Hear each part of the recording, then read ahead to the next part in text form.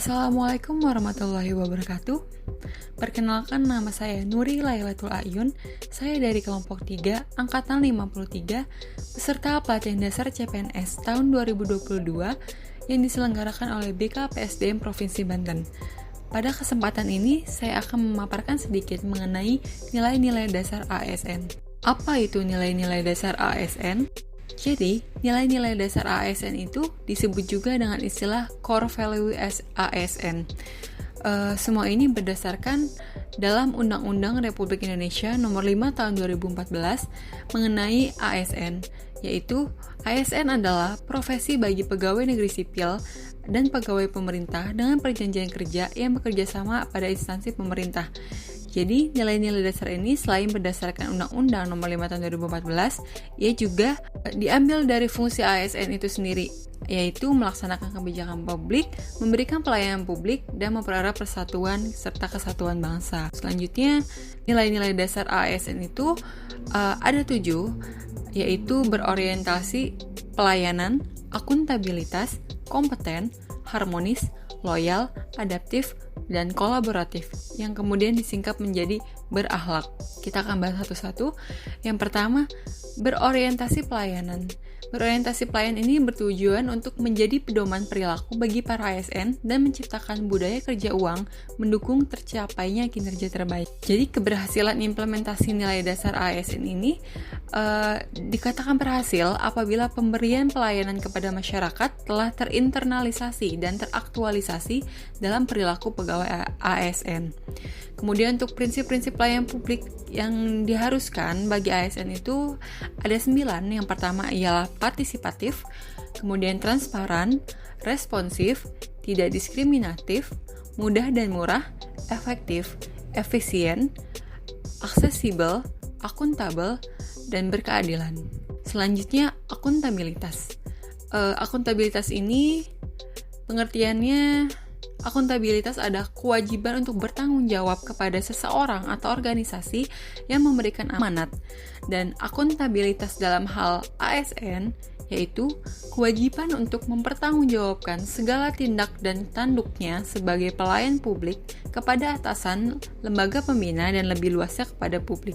Fungsi utamanya itu ada 3. Menurut Bovens, yang pertama, untuk menyediakan kontrol demokratis, yang kedua, untuk mencegah korupsi dan penyalahgunaan kekuasaan, dan yang terakhir, untuk meningkatkan efisiensi dan efektivitas. Kemudian untuk tingkatan akuntabilitasnya, ada akuntabilitas secara personal, secara individu, kelompok, organisasi, dan stakeholder. Dan untuk menjadi seseorang ASN yang akuntabel, maka panduan perilaku yang dibutuhkannya itu yaitu yang pertama adalah kepemimpinan, kemudian transparansi, kemudian integritas, tanggung jawab, keadilan, kepercayaan, keseimbangan, kejelasan, dan konsistensi. Berikutnya yaitu nilai kompeten. Kompeten itu berasal dari kompetensi yang merupakan perpaduan aspek pengetahuan, keterampilan, dan sikap yang terindikasikan dalam kemampuan dan perilaku seseorang sesuai tuntutan pekerjaannya. Nah, untuk menjadi kompeten tersebut, perilaku yang dibutuhkan yaitu berkinerja yang berakhlak, kemudian meningkatkan kompetensi diri, membantu orang lain belajar, dan melaksanakan tugas yang dengan terbaik. Selanjutnya ada harmonis. Harmonis itu sangat penting, dan arti pentingnya suasana harmonis dalam pelayanan ASN itu adalah suasana harmoni dalam lingkungan bekerja akan membuatkan kita secara individu merasa tenang, menciptakan kondisi yang memungkinkan untuk saling kolaborasi dan bekerja sama, meningkatkan produktivitas bekerja dan kualitas layanan kepada pelanggan.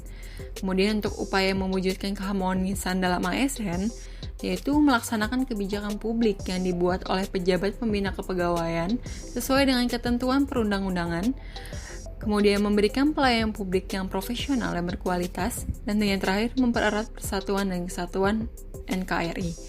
Dan peran ASN dalam mewujudkan harmonis itu yaitu netral dan adil, mengayomi, toleransi, suka menolong, dan menjadi figur. Yang selanjutnya nilai loyal. Loyal adalah berdedikasi dan mengutamakan kepentingan bangsa dan negara.